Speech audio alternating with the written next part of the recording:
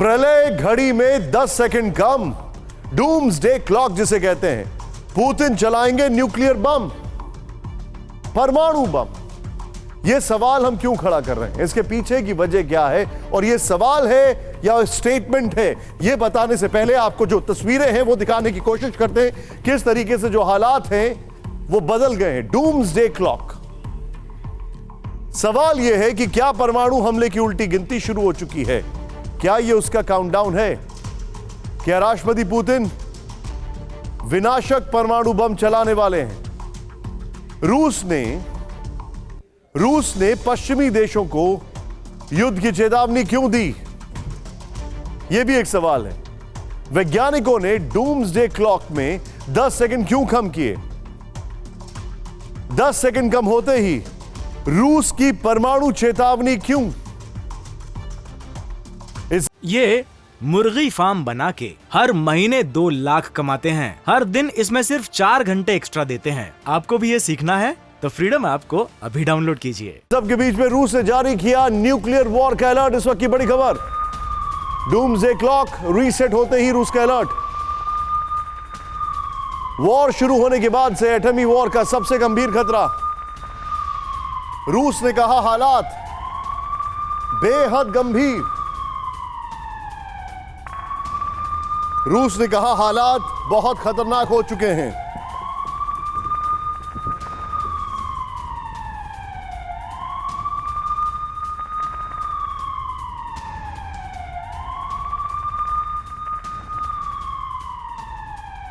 तबाही के करीब पहुंची दुनिया। 10 सेकंड और कम किए गए, कयामत की घड़ी करीब है।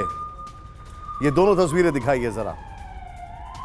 10 सेकंड कम किए गए और अगले दिन रूस की चेतावनी, परमाणु युद्ध होकर रहेगा।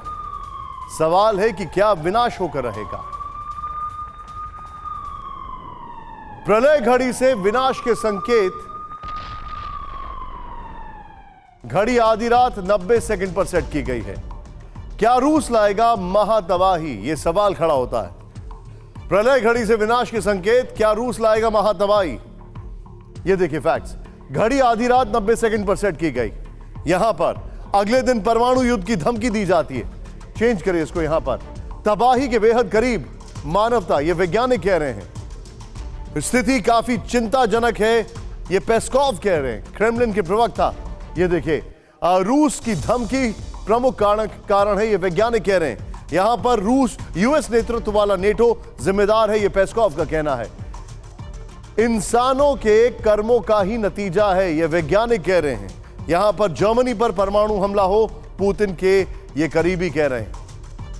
यानी कि हालात जो हैं वो बदल रहे हैं, और ये जो घड़ी का हम जिक्र कर रहे हैं ये वाकई में अब 90 सेकंड के आगे हो चुकी है। तो क्या दुनिया में परमाणु युद्ध बस होने ही वाला है?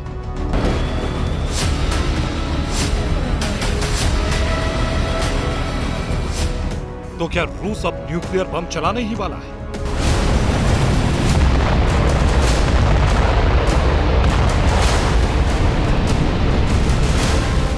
तो क्या दुनिया महाविनाश के मुहाने पर खड़ी है?